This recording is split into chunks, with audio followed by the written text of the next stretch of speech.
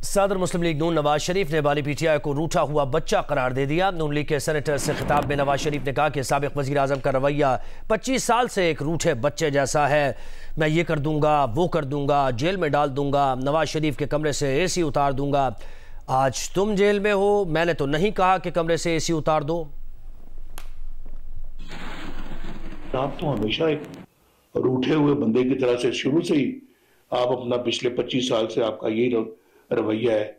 मैं ये कर दूंगा, मैं वो कर दूंगा, मैं तुम्हें जेल में डालूंगा, मैं तुम्हें नहीं छोड़ूंगा, मैं नवाज शरीफ के कमरे से मैं एयर कंडीशनर उतार लूंगा। अब तुम जेल में हो, मेरा तो कभी ध्यान भी नहीं किया तुम्हारे एयर कंडीशनर की तरफ।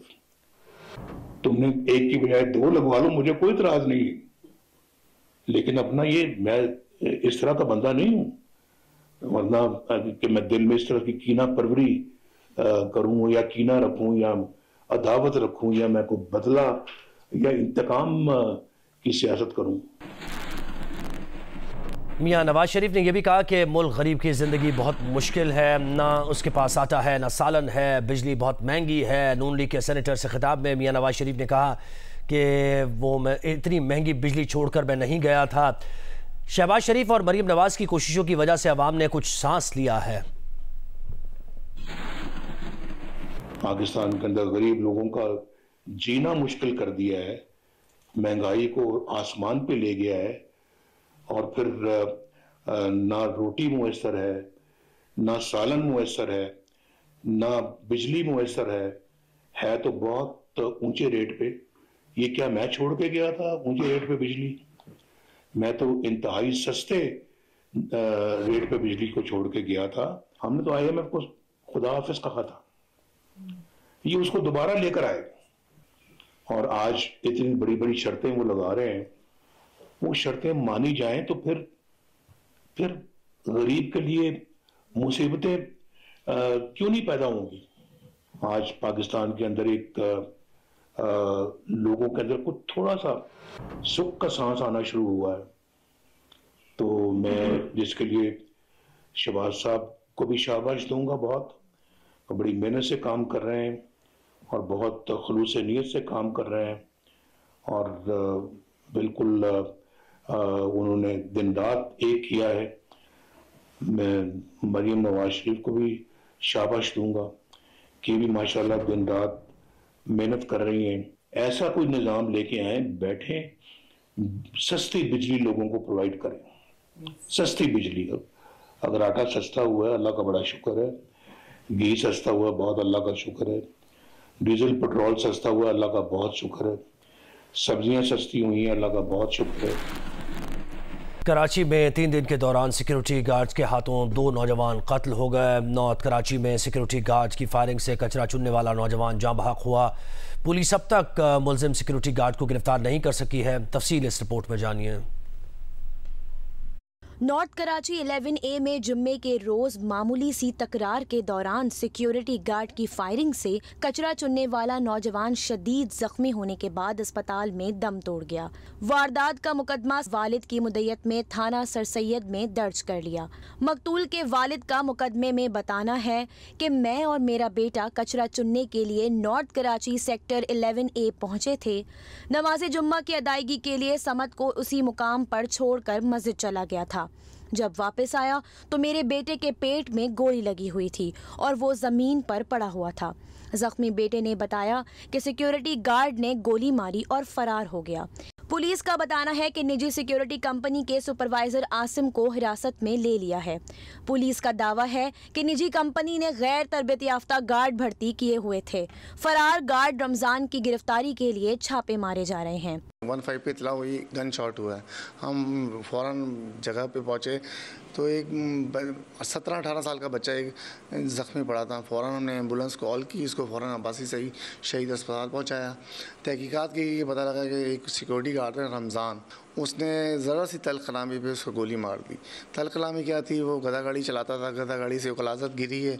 तो उसने बोला कलाजत कैसे गिरी है? उसने बोला गधे ने की है, मैंने नहीं की।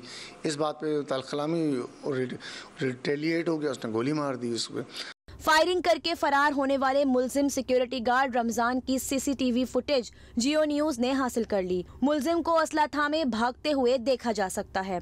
दूसरी जानिब पुलिस के मुताबिक सिक्योरिटी कंपनी के लाइसेंस की मनसूखी के लिए मुतालिका इदारों को खत लिख दिया गया है। कराची की अदालत में सारिम बर्नी के खिलाफ इंसानी स्मगलिंग के केस की समाअत हुई। एफआईए के वकील ने अदालत को बताया कि सारिम बर्नी ने अमेरिका में एक बच्ची को गोद लेने वाले वालिदैन से $3000 वसूल किए। अदालत ने सवाल किया कि क्या एफआईए के पास रकम की वसूली से मुताल्लिक कोई सबूत है, जिस पर एफआईए के वकील ने कहा अमरीकी हुकाम से डिजिटल, फाइनेंशियल और इंटेलिजेंस रिकॉर्ड मांगा हुआ है। एफआईए के वकील ने अदालत से ये भी कहा कि ये कम उम्र बच्चियों का मामला है, इसलिए इन कैमरा ट्रायल किया जाए। इस काम में एक मुनज़्ज़म ग्रोह मुलव्विस है। बच्चियों के वालिदैन जिंदा हैं, उनके बयानात अदालत में रिकॉर्ड कराएंगे। अदालत ने सारिम बर्नी से सवाल किया कि जब आपको पता था कि बच्चियों के वालिदैन जिंदा हैं तो लावारिस करार देने का झूठ क्यों बोला, जिस पर सारिम बर्नी ने कहा कि उन्हें पता नहीं था। जिस पर अदालत ने कहा कि आप इदारे के सरबराह हैं, आपको कैसे नहीं पता था। अदालत की हिदायत पर एफआईए के तफ्तीशी ऑफिसर ने सारिम बर्नी का बयान जज के चैम्बर में रिकॉर्ड कर दिया। अदालत ने एफआईए की मजीद जिस्मानी रिमांड की इस्तदा मुस्तरद करते हुए सारिम बर्नी को 10 जून तक जुडिशल रिमांड पर भेज दिया।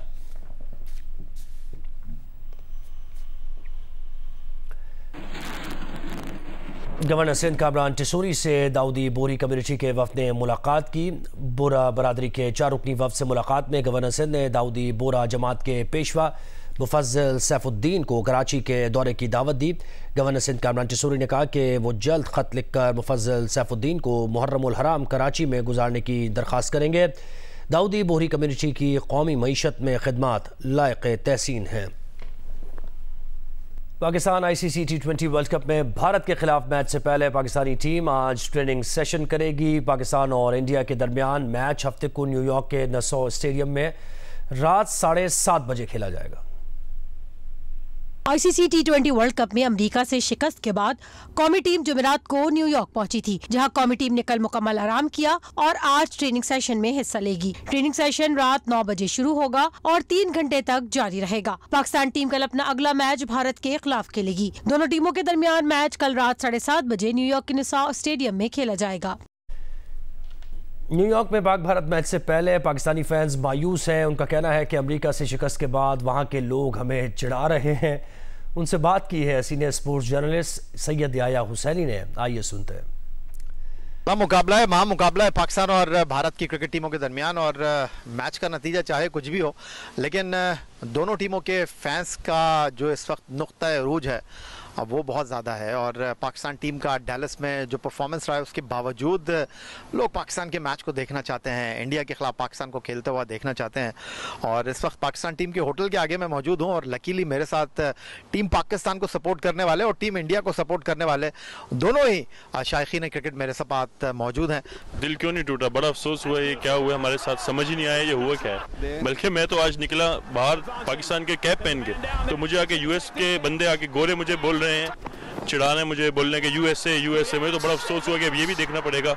इस हार के बाद तो मेरा दिल चाह रहा है टिकट वापस करके इंडिया के मैच की टिकट ले लूं, कम से कम इंडियन प्लेयर्स को देख। तो होप है कि इंडिया पाकिस्तान गेम अच्छा हो, टफ फाइट हो। हम लोग यहाँ पे आए हैं बाबर आजम को विश करने, गुड लक विश करने। डैलस का भी देख के आया हूँ, तो उसके बाद उम्मीद तो नहीं है। तो 2022 का मैच हुआ था, I want the same game. कल के बाद अब एक्साइटमेंट से बस डिप्रेशन सा हो गया है। उससे बस दिल इतना ख़राब है कि दिल मान नहीं रहा कि जाके इंडिया पाकिस्तान का मैच देखा। उम्मीद तो कुछ भी नहीं है कि ये कुछ कर पाएंगे इंडिया के खिलाफ।